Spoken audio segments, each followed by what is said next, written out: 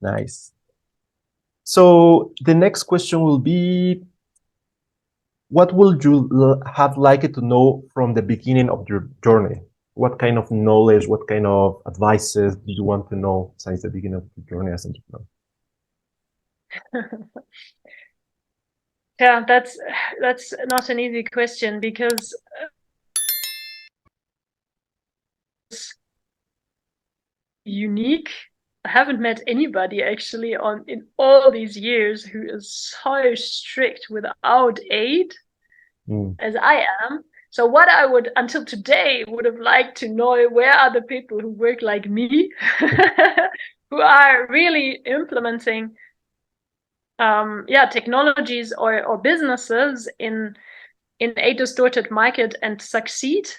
Um, if I could know these people, I would really be happy, because I think we could support each other, and make this more known. Yeah. The thing is, what is the challenge is to reach people with the idea, because it's still not clear.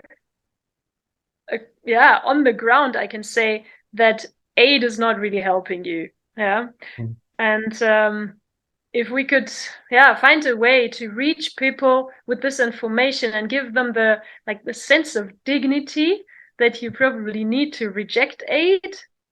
But it's clear after this history that Africa has, you don't naturally have this feeling that you can reject this kind of aid, or this stuff that is supposed to help you. So anyway, this is maybe not exactly the answer to your question, but if I could know the people who work like me, I would be very, very happy. Yeah? And I want to encourage them to reach out to me if they are listening.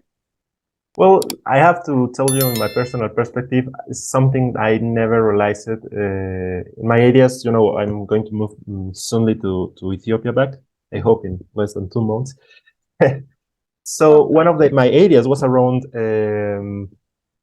clean energy or sustainable technologies. And I was thinking, actually, one of these was biogas, and was another solar heaters, and some other things that I faced in the times I have this hype in Ethiopia. But something I never realized is about the AETs. So this is something really, really interesting to face to any entrepreneur.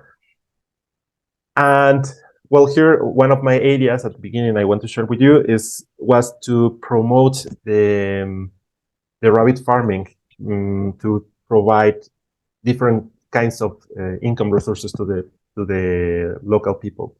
Could be, for example, the meat, but the thing is, in Ethiopia, 6 months people don't eat meat.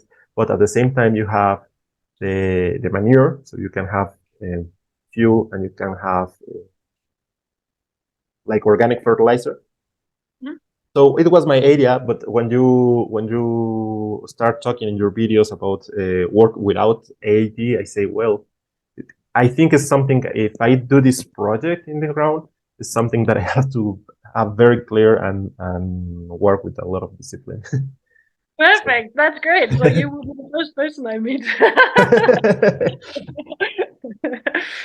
Nice. No, I'm sure there are more people than just us out there, but it's important to connect.